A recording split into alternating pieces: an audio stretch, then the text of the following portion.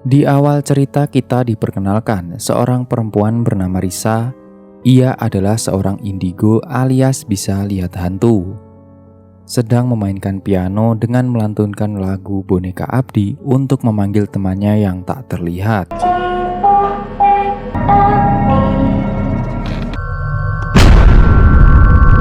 Kemudian diceritakan sewaktu Risa masih kecil, ia bersama ibunya sedang sarapan bersama. Saat itu adalah hari menjelang ulang tahun Risa, dan ibunya harus pergi untuk membeli kado untuknya. Selain itu, juga harus ke rumah sakit untuk melihat neneknya yang sedang kritis. Mama harus ke rumah sakit nengokin nenek. Jangan lupa makan dan jangan telat sholat. Kehidupan Risa sangatlah sunyi. Ia selalu sendirian, tak punya teman. Ayahnya selalu dinas ke luar negeri dan pulang setiap 6 bulan sekali. Sedangkan ibunya juga harus kerja setiap hari dan menjaga neneknya yang sedang sakit. Aku memang lebih sering sendirian. Saking sendiriannya, Risa harus merayakan ulang tahun yang ke-8 seorang diri. Dalam doanya, ia hanya meminta agar tahun yang akan datang bisa mendapatkan teman. Saat itu juga, terdengar suara lagu Boneka Abdi dari ruangan atas yang membuat Risa penasaran dan harus mencari dari mana suara itu berasal.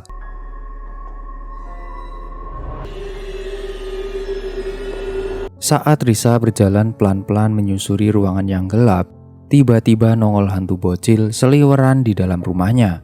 Kemudian Risa masuk ke dalam kamar dan tak disangka hantu bocil nongol kembali di hadapannya. Kamu ya teman kami? Singkat waktu, ibunya sudah pulang dan duduk di meja untuk meragangkan ototnya yang kram karena seharian kerja. Kado sudah dibeli untuk Risa, namun tiba-tiba terdengar suara dari lantai bawah yang ternyata hantu bocil sudah membuat ulah dengan mencoret-coret lantai rumah. Risa. Ibunya yang tahu hal itu segera menemui Risa untuk memarahinya. Namun tidak jadi marah karena melihat Risa sudah tertidur. Yang coret-coret lantai ya? Pagi pun tiba. Risa disambut oleh ibunya yang mengucapkan selamat dan memberikan kado hadiah ulang tahunnya. Risa juga diberitahu agar tidak mencoret-coret lantai rumah. Namun Risa mengelak karena itu bukan kelakuan dirinya. Agar Risa percaya, ibunya mengajak ke lantai bawah dan melihat coretan semalam, namun ternyata lantainya sudah bersih tanpa kotoran.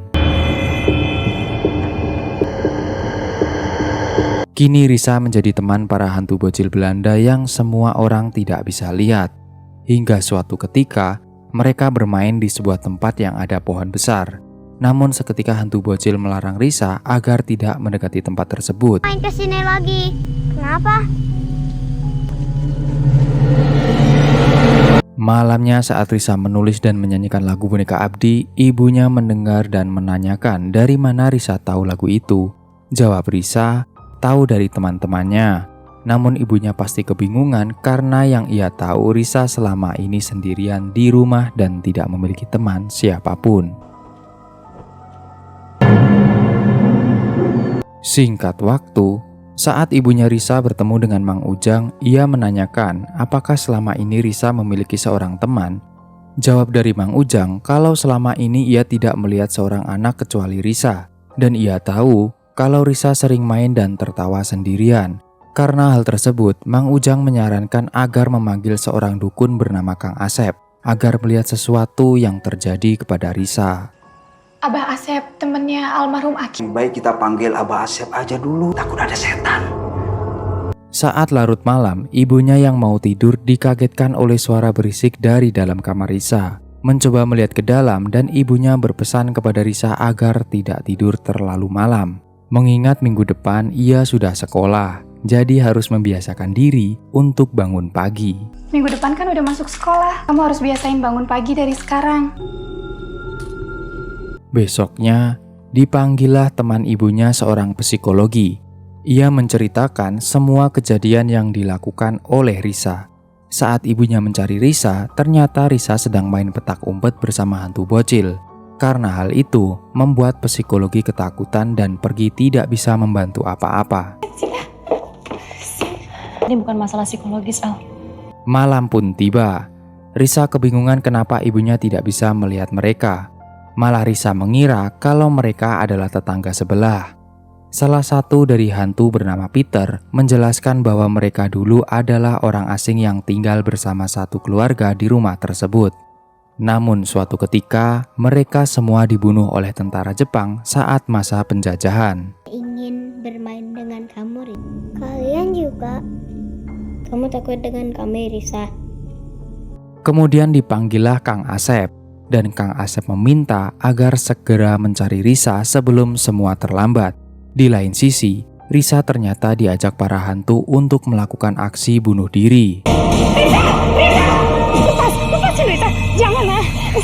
Untung masih bisa ditolong oleh ibunya. Kemudian Kang Asep menjelaskan bahwa Risa adalah anak indigo.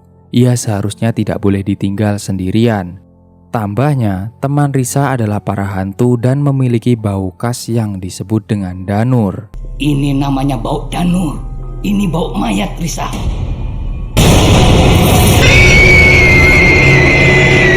Singkat cerita, sekarang Risa sudah dewasa dan memiliki adik bernama Riri. Mereka masuk ke dalam rumah dan bertemu dengan nenek yang sedang dirawat oleh Andri. Namun Andri juga harus pergi karena ada kelas kuliah di siang hari. Iya tante, Andri juga harus langsung kuliah. Iya. Bisa? Jagain nenek ya. Setelah itu, ibunya pergi karena ada dinas di luar kota. Risa yang mau main piano dihampiri oleh adiknya yang berpamitan mau main sepedaan di luar rumah. Jangan ngerepotin ya sampai suster baru datang. Siap, Teh. Ya udah, tapi jangan keluar dari halaman ya. Mainlah si Riri dan menuju di sebuah pohon besar yang ada di cerita awal. Saat Riri main di bawah pohon, ia menemukan sebuah sisir dan lebih parahnya kenapa sisir aneh tersebut dibawa pulang.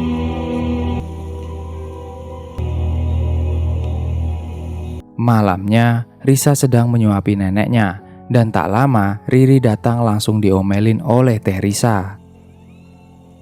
Lain kali sebelum gelap udah harus di rumah ya. Iya, Teh. Singkat waktu, hujan deras melanda rumahnya. Mereka yang duduk santai dikagetkan oleh gedoran pintu dari luar. Riri yang disuruh kakaknya namun hanya diam saja, terpaksa Risa sendiri harus melihat keluar. Dan ia tidak menemukan siapa-siapa. Namun ada sosok perempuan yang diam-diam main nyelonong masuk ke dalam rumah.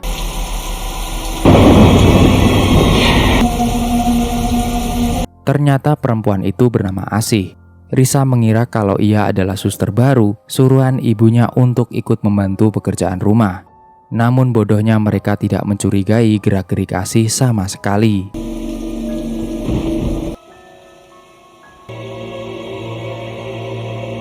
Kemudian Risa melihat keanehan di dalam rumahnya, mencoba untuk melihat karena ia kira itu adalah Asih dan tiba-tiba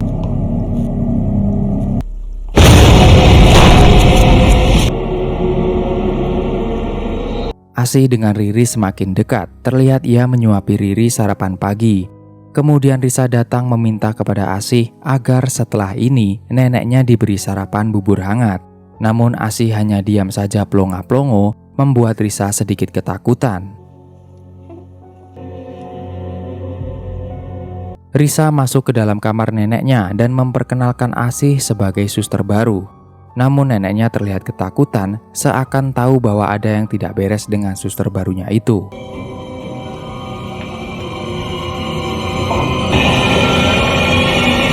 Beralih ke Riri yang sedang main petak umpet bersama Asih.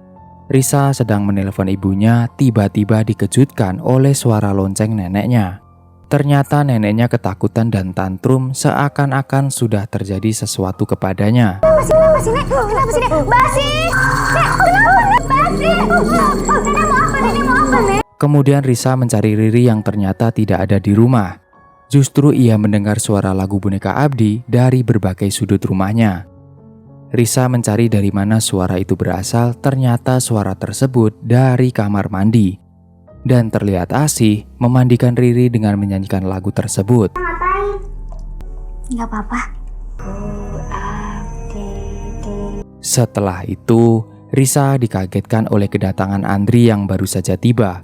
Singkat waktu, saat malam hari, Andri melihat Riri sedang tidur sambil jalan, membuat Andri harus menggendong Riri kembali ke kamarnya.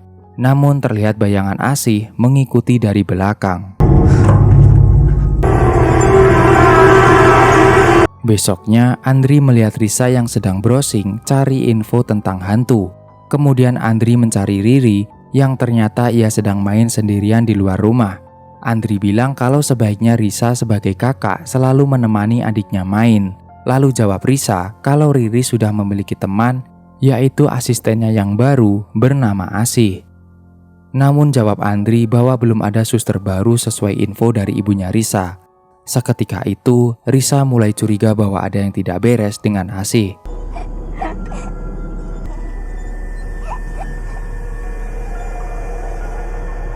Kemudian saat Risa melaksanakan sholat, ada penampakan Asih sedang berdiri mencoba mengganggu Risa. Setelah itu beralih ke Andri yang baru datang membawa makanan. Namun saat ia mengambil bungkusan makanan yang terjatuh, ia melihat sosok Asih berdiri di belakangnya. Teror tak sampai di sini. Ia dikagetkan melihat Asih berdiri di balkon kamar neneknya. Saat dilihat ke dalam, ternyata hanya neneknya seorang diri sedang tertidur. Mencoba melihat keluar balkon, tiba-tiba sosok Asih muncul lagi dan terlihat neneknya sudah terkapar di lantai. Beralih ke Riri yang diajak Asih menuju ke pohon besar, dan kali ini Riri tidak dibiarkan lepas begitu saja oleh Asih.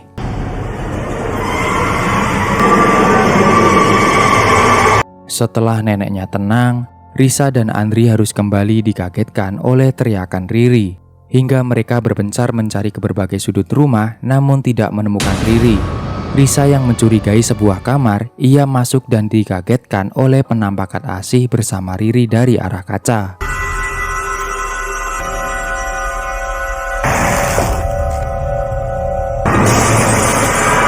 Hal serupa juga dialami oleh Andri. Ia harus bertemu dengan Asih yang sekarang teror semakin membrutal. Risa turun ke lantai bawah dan melihat Andri sudah sekaratul maut karena terornya Asih. Kemudian ia masuk ke dalam kamar neneknya dan melihat kursi yang sedang goyang sendirian padahal tidak ada orang.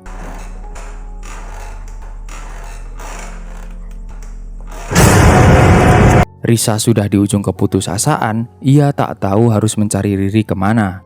Kemudian menelepon ibunya dan memberitahu kalau Riri sudah diculik oleh Asih. Diambil siapa sayang? Asih mah, kamu tunggu mama ya. Kamu dengar Risa, kamu jangan... Kemudian Risa teringat teman lamanya yaitu para hantu bocil.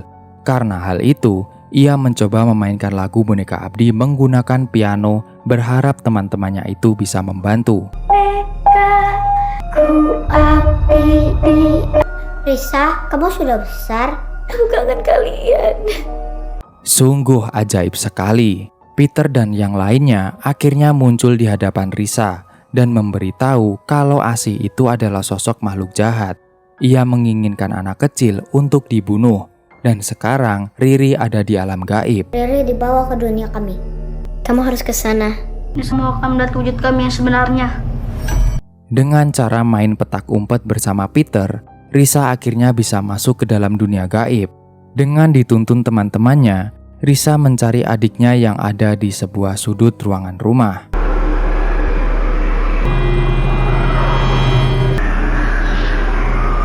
Hingga akhirnya, Risa menemukan Riri ada di dalam kamar mandi sedang dalam bekapan Asih. Namun karena Risa tidak bisa melawan Asih alias masih amatiran, Riri harus menghilang digondol sama Asih entah kemana.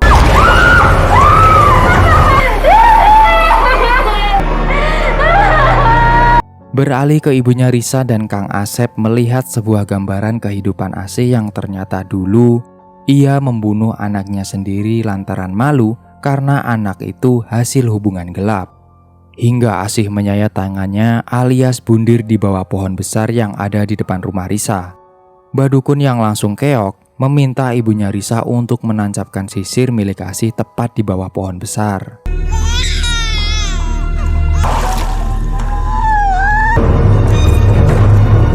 Dengan rasa takut bercampur nekat, ibunya berjalan menuju ke pohon besar dengan terseok-seok karena kakinya mendadak kram. Berusaha semaksimal mungkin menancapkan sisir ke dalam tanah, Riri bisa keluar sedikit demi sedikit dari bak kamar mandi. Dengan bantuan Peter dan yang lainnya, akhirnya Risa bisa menyelamatkan adiknya.